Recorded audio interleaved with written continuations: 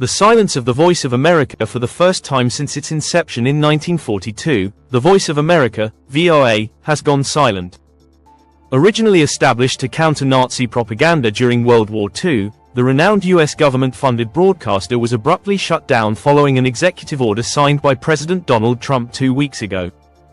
The White House justified the move by labeling VOA's content as radical propaganda. However, on Friday, a federal judge intervened, temporarily halting any further action by the administration.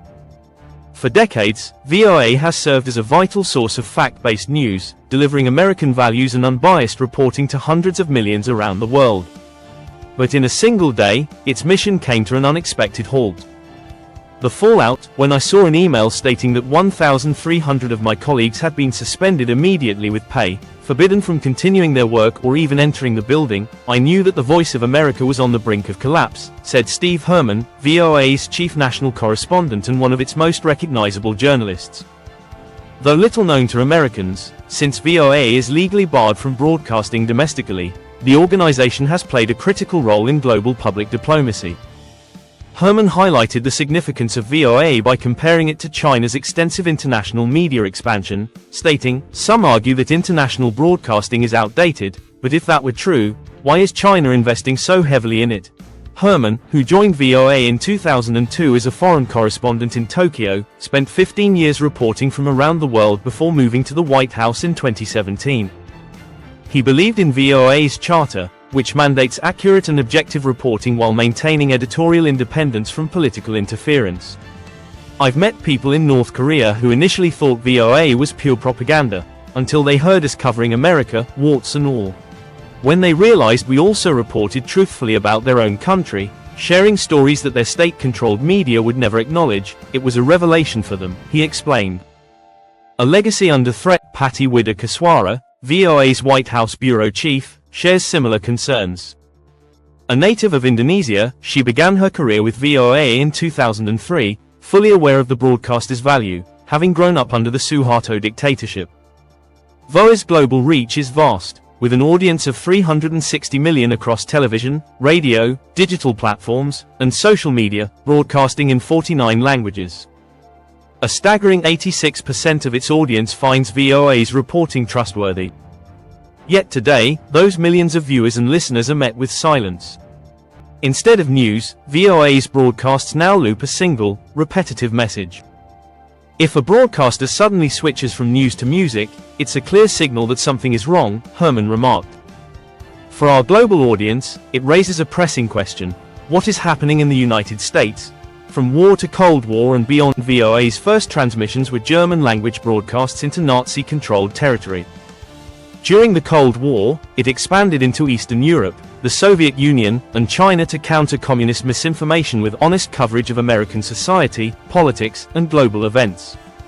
President John F. Kennedy, marking VOA's 20th anniversary, underscored its role: "We must tell the truth, even when things go wrong in America."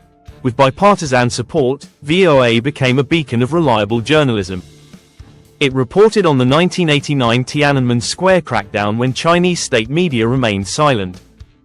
It covered the COVID-19 outbreak in Wuhan, Iran's 2009 democracy protests, and human rights abuses in North Korea. Every U.S. president since Franklin D. Roosevelt has supported its mission, except one.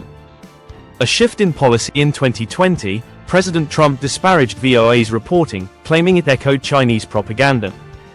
2 weeks ago, the administration released a statement branding VOA as the "Voice of Radical America," listing grievances about its coverage of topics such as white privilege, transgender migrants, and Hunter Biden's laptop.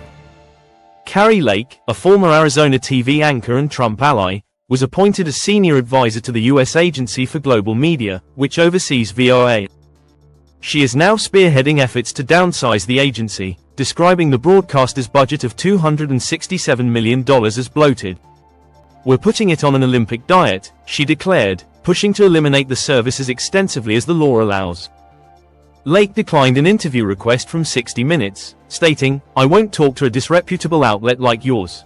Targeting the press. Trump's animosity toward the press is well documented, but his distaste for VOA appears particularly sharp.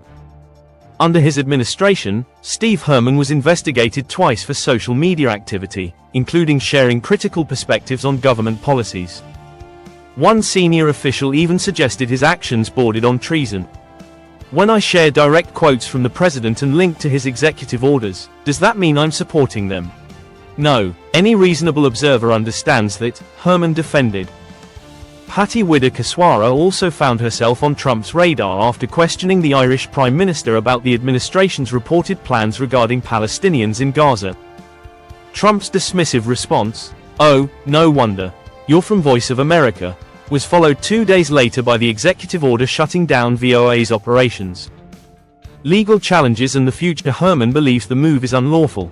There are those who want to turn VOA into the president's personal mouthpiece, but that decision belongs to Congress, not the executive branch. Republican Congresswoman Young Kim of California, a Trump supporter and advocate for VOA, has urged the president to reconsider. In an information war, shutting down our broadcasts means surrendering truth to authoritarian regimes.